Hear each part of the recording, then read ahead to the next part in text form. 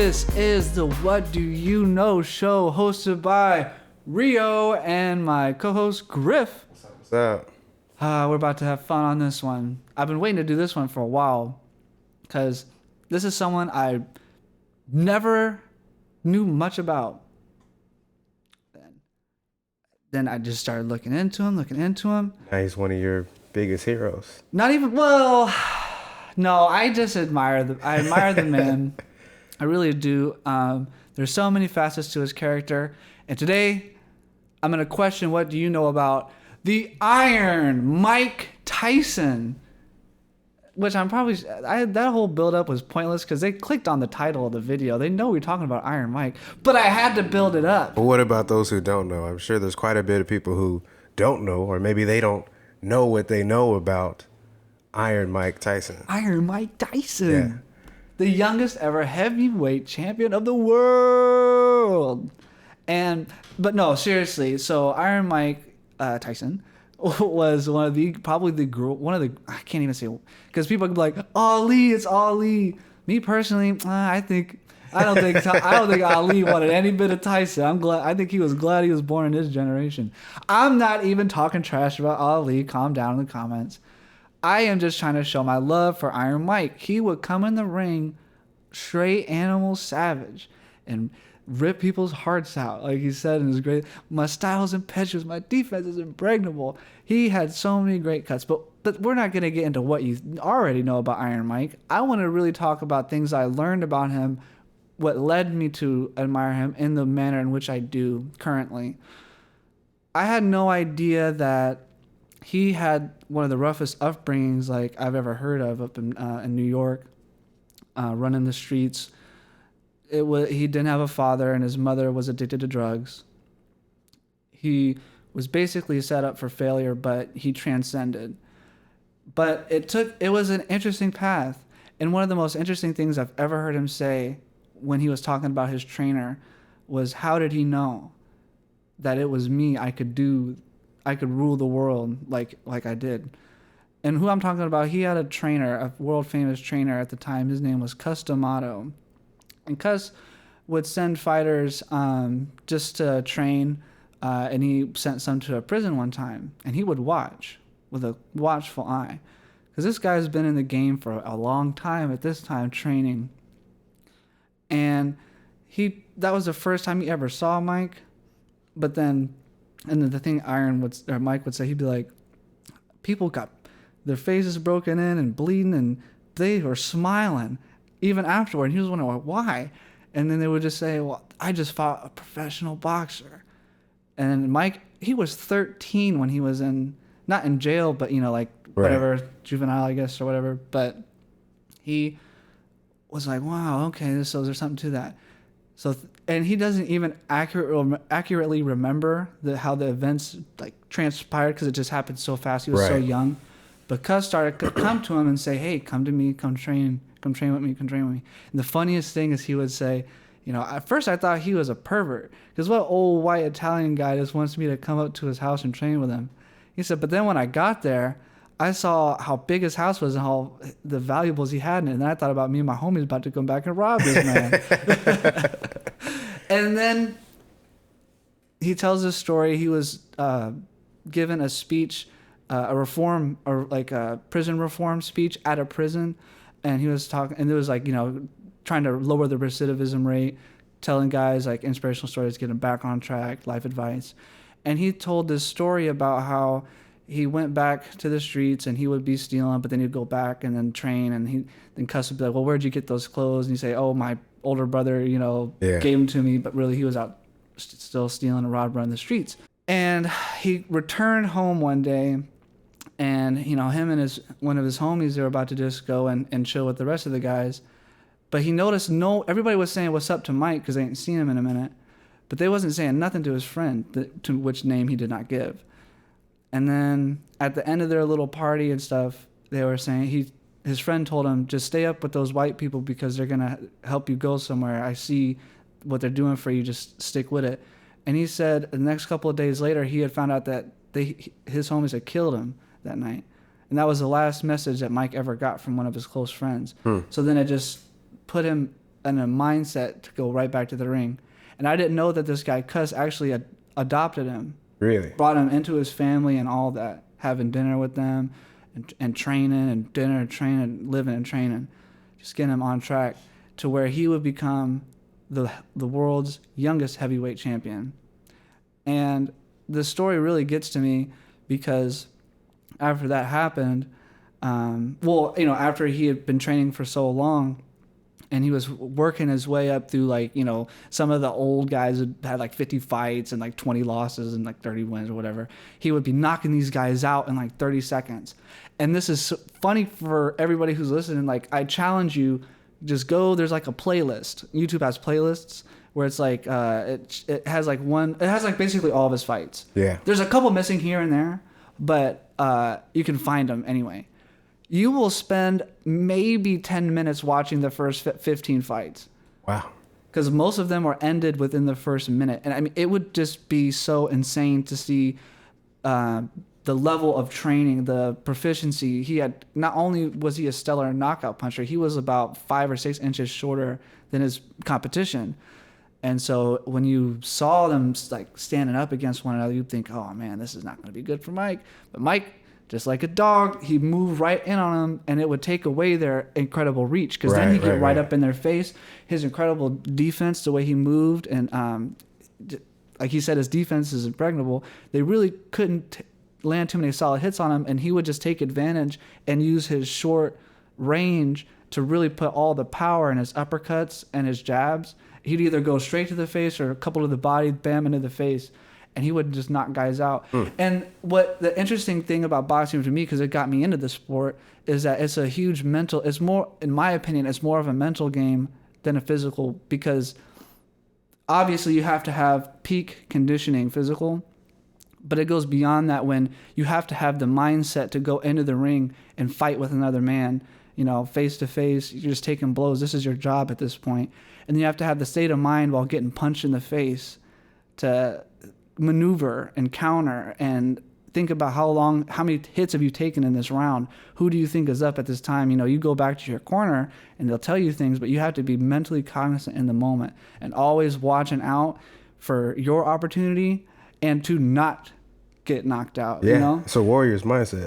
It's an incredible thing. So it got me into, like I said, the sport of boxing. And we all know that he, like I said, he was 20 years old, became the youngest heavyweight, but not a lot of people know, and I certainly did not know, that his trainer that had built him up and took him in like as a father figure to him died before the fight.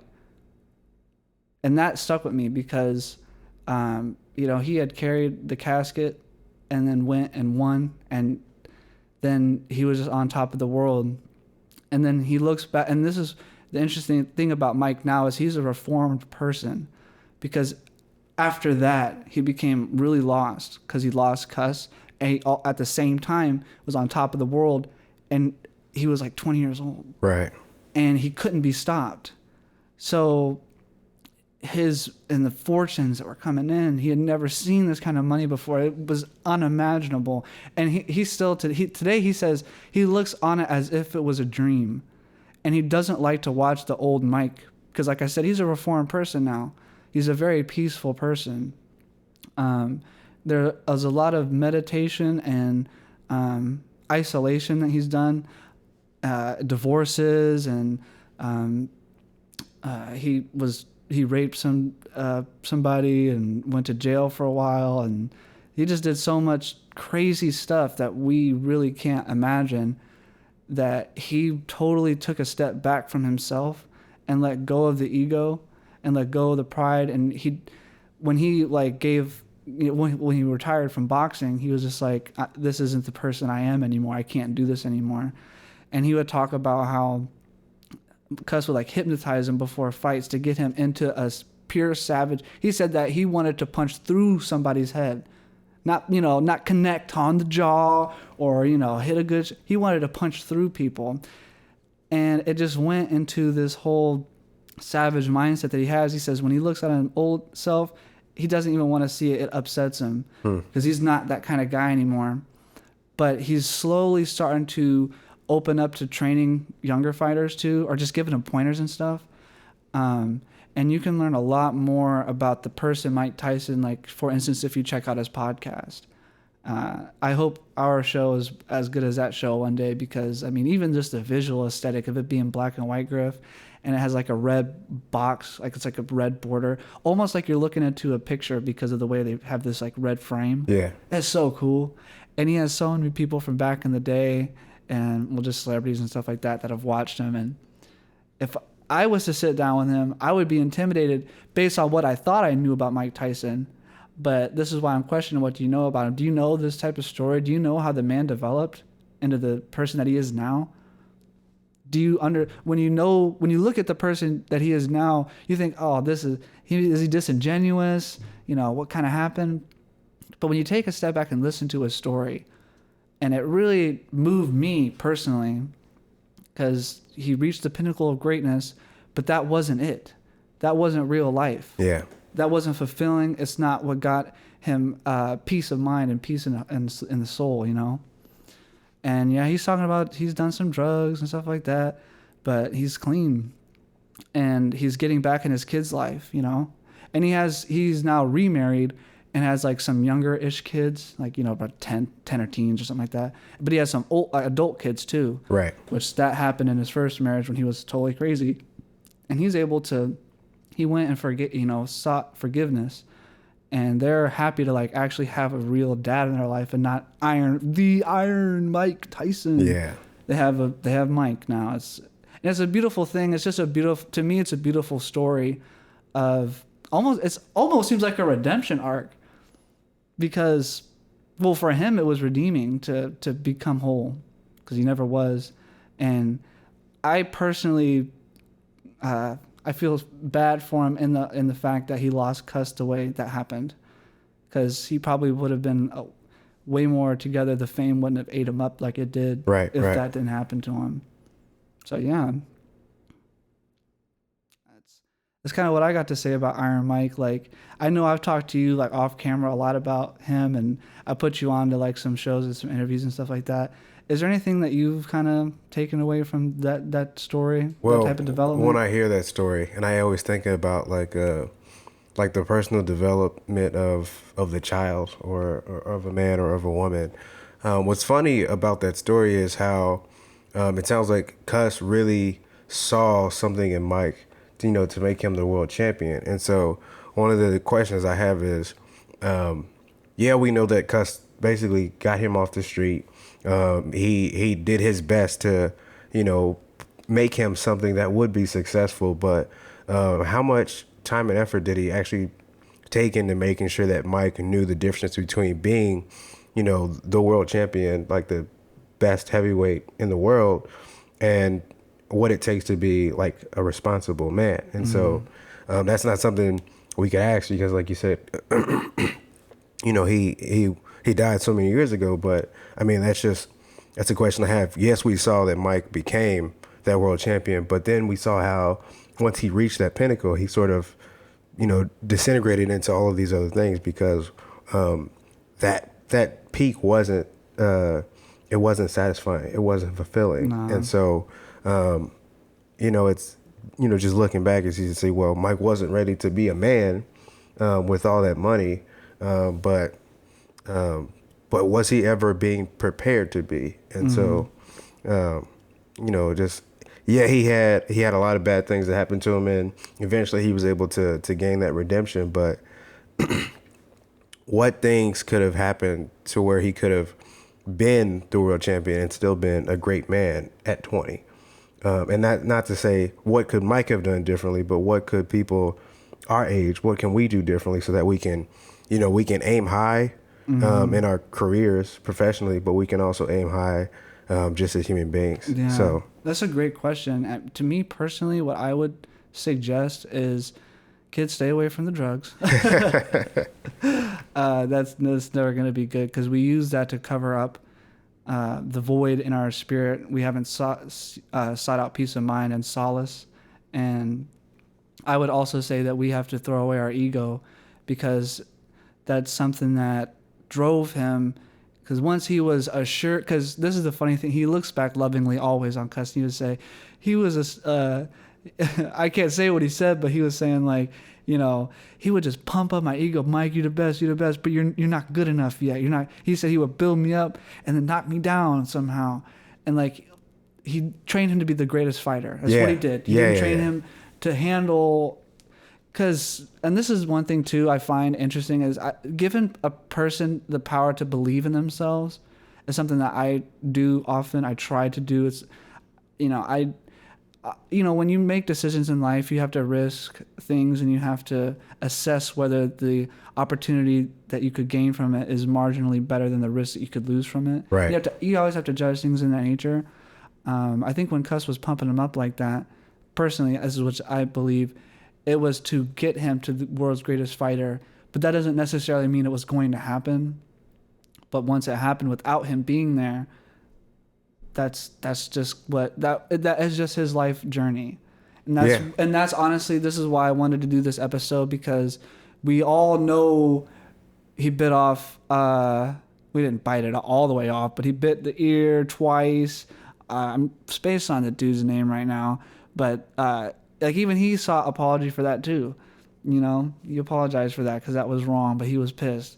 Yeah. Yeah, the dude kept headbutting him and stuff, and then he was like, next time he headbutts me, I'm gonna bite his freaking ear off. And that is what he tried to do twice. So we all know that. We all know, crazy level of success, and all. We know we've, especially people who are like 30 or 35 or so, they saw the whole arc, But for us in my generation, that's why I am just touching on this. Like, I'm asking, what do you know about him, or do you know these things?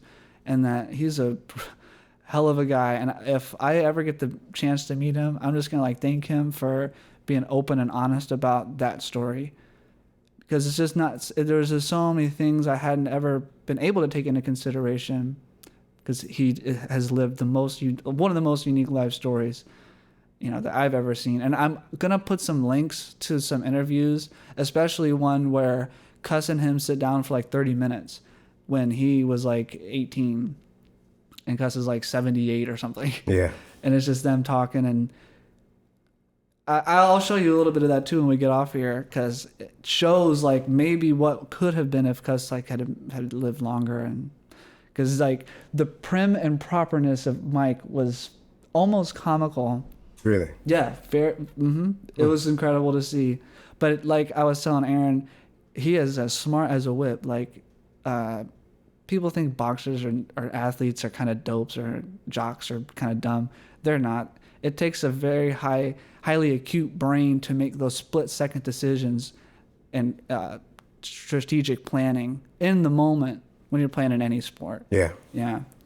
But anyway, any other thoughts on the Iron Mike Tyson? No, I think that sums it up pretty well. Yeah, thanks.